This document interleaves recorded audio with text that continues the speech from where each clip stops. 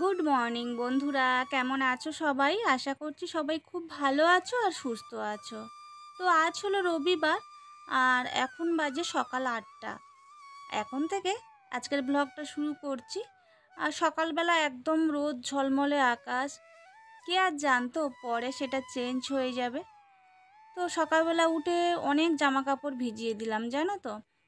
ছেলের অনেকগুলো school dress ছিল, সেইগুলো ভিজিয়ে দিলাম। তোমাদের দাদাভাইয়ের প্যান্ট অনেকগুলো ছিল, সেইগুলো ভিজিয়ে দিলাম। আর বাদবাকি জামা কাপড়গুলো সব ওয়াশিং মেশিনে দিয়ে দিলাম। সকালবেলা বেশ ভালোই রোদ উঠেছে, তো ভাবলাম সবগুলো একসঙ্গে দিয়ে দিই, শুকিয়ে যাবে। একসঙ্গে সব জামা কাপড়গুলো ভাঁজ করে তুলে নেব, তাহলে ওয়াশরুমে আর জামা কাপড় ভরে থাকবে না। আর এদিকে তো আমার যে হেল্পিং হ্যান্ড তাপসীদি, উনি আজকে আসবে না, কালকেরও আসেনি। তো একটু ছুটি নিয়েছে, উনি এক জায়গায় গেছে, তো ওই জন্য ছুটি নিয়েছে। তো আমি সকাল সকাল উঠে বাসনগুলো সব ধুয়ে নিলাম। আর এরপরে রোদ উঠেছে দেখে আগের দিনে এই শুকনো লঙ্কা কিনে এনেছিলাম, তো ভাবলাম এগুলো একটু রোদে দিয়ে দিই। বর্ষাকালে তো সেতিয়ে থাকে, রোদে দিলে বেশ ঝরঝরে হয়ে যাবে। আর এদিকে তোমাদের দাদাভাই বাজারে গেছিলো, এই চারা পোনা নিয়ে এসেছে আর চিকেন নিয়ে এসেছে। তো সেইগুলো চলো একটু ধুয়ে নিই।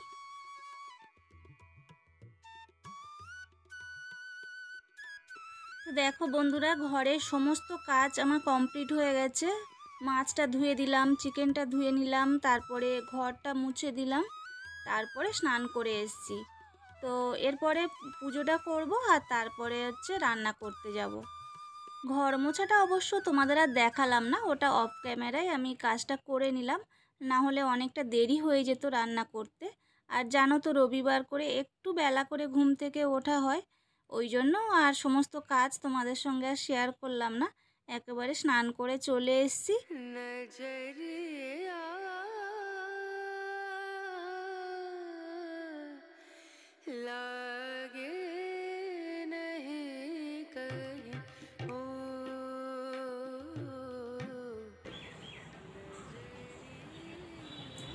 তো বন্ধুরা, স্নান করে নিয়েছি, এবারে পুজোটা দেবো। এখনও রান্না বসানো হয়নি।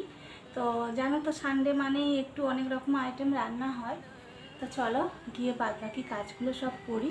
আর আজকে তো আমার যে হেল্পিং হ্যান্ড তাপসীদি, উনি আসেনি, কালকেরও আসেনি, কদিন ছুটি নিয়েছে। তো একা হাতে সব কিছু করতে হচ্ছে। চলো। তো বন্ধুরা, এবারে চলে এসেছি পুজো দিতে। আর এদিকে পুজো দিচ্ছি, কিন্তু ওদিকে দেখছি না আকাশটা বেশ অন্ধকার করে আসছে। আর আমি এতগুলো জামা কাপড় কাচলাম, বলো তো এবারে আমি কোথায় শুকনো দেব? মাথা খারাপ হয়ে যাচ্ছে, যদি বৃষ্টি আসে। ব্যাস, আজকে জামা কাপড়গুলো নিয়ে যে আমি কি করব জানি না। আর আমাদের তো মানে ফ্ল্যাট বাড়ি নয়, এবারে ছাদে শুকনো দেওয়া ছাড়া আমাদের কোনো উপায় নেই।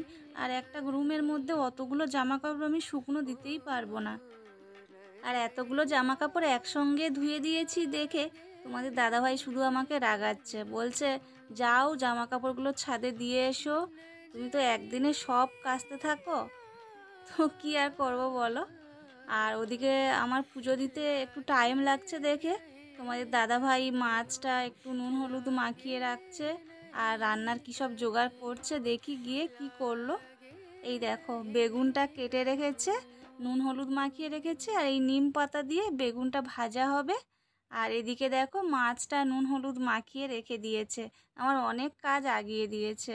আর এদিকে দেখো মাছটা না একটু ঝাল করব, ওই জন্য সর্ষে নিয়েছি আর দুটো কাঁচা লঙ্কা, আর এতে একটু হলুদ দিয়ে দেব, যাতে সর্ষেটা তিতো না হয়ে যায় পেস্ট করার সময়। তো চলো তাহলে সর্ষেটা পেস্ট করে নিই।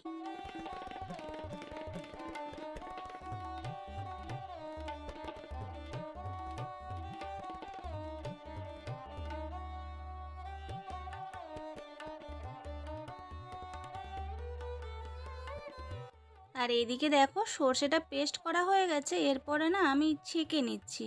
আমি যে কোনো তরকারিতে যখন না সর্ষে ইউজ করি, মানে বাটা সর্ষে যখন ইউজ করি, তখন আমি না ছেঁকে নিই। আর সর্ষেটা ছেঁকে নিয়ে তরকারিতে দিলে কি হয় বলো তো, আর পেট খারাপের ভয় থাকে না।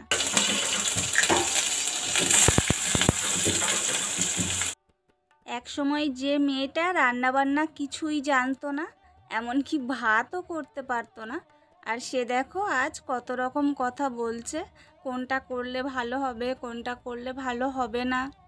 আসলে সংসার করতে করতে অনেকটা শেখা হয়ে যায়। আর সব থেকে বড় কথা হলো, সময় মানুষকে অনেক কিছু শিখিয়ে দেয়, তাই না? তো দেখো বন্ধুরা, তোমাদের সঙ্গে গল্প করতে করতে দেখো মাছ রান্না করার জন্য মশলাটা কষানো হয়ে গেছে, জল দিয়ে দিলাম।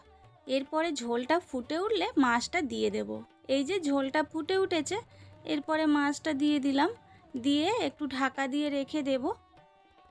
আর খানিকক্ষণ ঝোলটা ফুটে উঠলে তারপরে সর্ষে বাটা দেব। তো চলো, এই যে ঢাকা দিয়ে দিলাম। আর এই দেখো খানিকক্ষণ ফুটে গেছে ঝোলটা। এবারে ওই যে সর্ষেটা আমি ছেঁকে রেখে দিয়েছিলাম, সেই সর্ষেটা দিয়ে দিলাম। ব্যাস, এবারে ঝোলটা আর খানিকক্ষণ ফুটে উঠলে নামিয়ে নেব। এই দেখো আমার মাছের ঝাল রেডি হয়ে গেছে সর্ষে বাটা দিয়ে।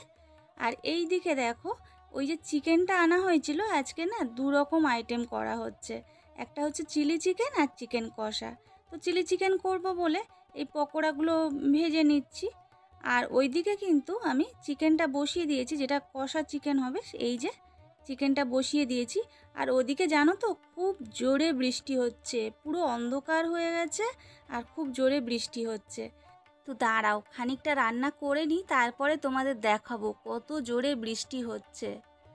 আর এদিকে এই চিকেন যে কষা হচ্ছে, এটা আরেকটু নেড়ে চেড়ে দিই।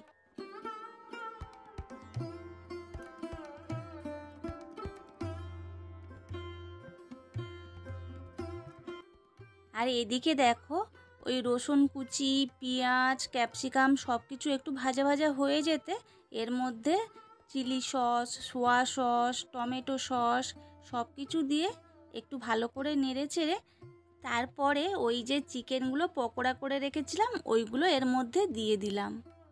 তো দেখো এই যে এর মধ্যে দিয়ে দিলাম। তো এটা এবারে খানিকক্ষণ কষে নিয়ে তারপরে অল্প করে জল দিয়ে দেব। আর তারপরে খানিকক্ষণ ফুটে উঠলে অল্প করে একটু কর্নফ্লাওয়ার গুলে এর মধ্যে দিয়ে দেব। দিয়ে দিলেই রেডি হয়ে যাবে চিলি চিকেন। তো এই তো জল দিয়ে দিলাম। আর চলো, ওইদিকে যে বৃষ্টি হচ্ছে বলছি না, খুব জোরে বৃষ্টি হচ্ছে। তো চলো তোমাদের একটু দেখাই।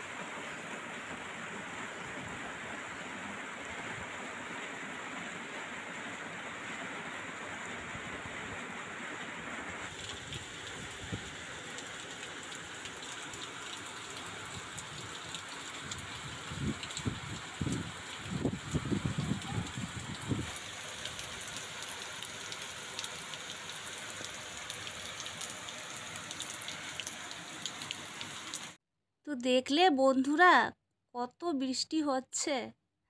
তো আমাদের এদিকে রান্নাবান্না সব কমপ্লিট হয়ে গেছে। এরপরে খাবারের ব্যবস্থা করছি, টেবিলে সব খাবারগুলো সাজিয়ে দিচ্ছি। আর ওদেরও সবাই খিদে পেয়ে গেছে। তো চলো, আর এদিকে দেখো তাহলে কি কি আইটেম হয়েছে দেখিয়ে দিই। চিলি চিকেন আর সর্ষে বাটা দিয়ে মাছের ঝাল, আর এই চিকেন কষা, আর এদিকে হয়েছে নিম পাতা দিয়ে বেগুন ভাজা। তো এরপরে চলো প্লেটগুলো সাজিয়ে নিই।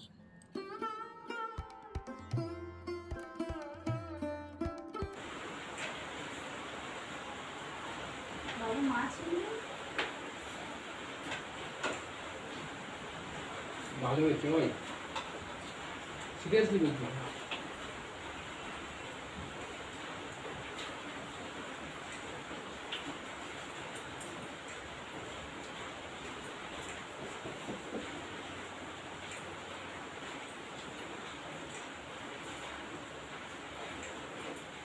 জামা কাপড়গুলো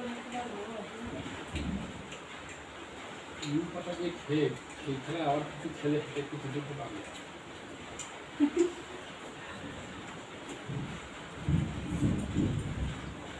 মানে ঝোলগুলো ভালো হচ্ছে। ইচ্ছেটা হবে কিছু লাগে না। তো বন্ধুরা আমাদের লাঞ্চ করা কমপ্লিট, আর এবারে খাবারগুলো সব তুলে রাখছি। আর আমার ছেলে জানো তো, ওর চিকেন হলে মাছ একটুও খেতে চায় না। তো সেটাই ওর বাবা বলছিল যে একটু মাছ খেয়ে দেখ না, চিকেন এত পছন্দ করে। আর আমরা যখন খাচ্ছিলাম তখনও ভালোই বৃষ্টি হচ্ছিল, এখন একটু কমেছে। তো চলো টেবিলটা ভালো করে মুছে নিই। আর ওদিকে তোমাদের দাদা ভাই আর আমার ছেলে দুজনে এখন একটু ঘুমোতে গেল।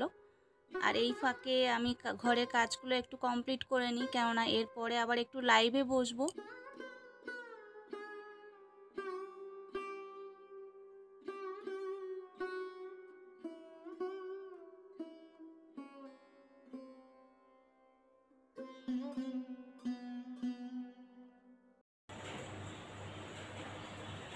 তো বন্ধুরা মোটামুটি আমার তো সমস্ত কাজ কমপ্লিট হয়ে গেছে, খাওয়া দাওয়াও কমপ্লিট হয়ে গেছে, তোমরা দেখলে টেবিল সব মোছা হয়ে গেছে। তো এবারে লাইভ করব বলে রেডি হয়ে গেছি, আর সেই সঙ্গে আজকের ব্লগটাও শেষ করব। তো তোমাদের আজকের ব্লগটা কেমন লেগেছে অবশ্যই কমেন্ট করে জানিও। আর যদি তোমাদের ভালো লেগে থাকে তাহলে প্লিজ চ্যানেলটা সাবস্ক্রাইব করে দিও, লাইক করে দিও আর শেয়ার করে দিও। আর যে সমস্ত বন্ধুরা অলরেডি সাবস্ক্রাইব করে দিয়েছো তোমাদের জানাই অসংখ্য ধন্যবাদ। এভাবে তোমরা পাশে থেকো, আর তোমরা পাশে না থাকলে আমি তো একটুও এগোতে পারবো না। আর তোমাদের কেমন লাগছে ব্লগটা একটু কমেন্ট করো, তাহলে কি হবে যে কমেন্টটা করলে আমাদের ভালো লাগে, তাহলে ব্লগ বানাতে অনেক উৎসাহ লাগে। আর আজকে তো জানো প্রচুর বৃষ্টি হচ্ছে, বাইরে পুরো অন্ধকার হয়ে আছে, আমি তো ঘরে লাইট জ্বেলে তোমাদের সঙ্গে কথা বলছি। একটু আগে প্রচুর বৃষ্টি হয়েছে, এখন একটু কমেছে কিন্তু এখনও বৃষ্টি পড়ছে। তো চলো লাইভের সময় হয়ে গেছে, আজকের ব্লগটা তাহলে এখানে শেষ করি। সবাই খুব ভালো থেকো, সুস্থ থেকো, সবাইকে ভালো রেখো। টাটা।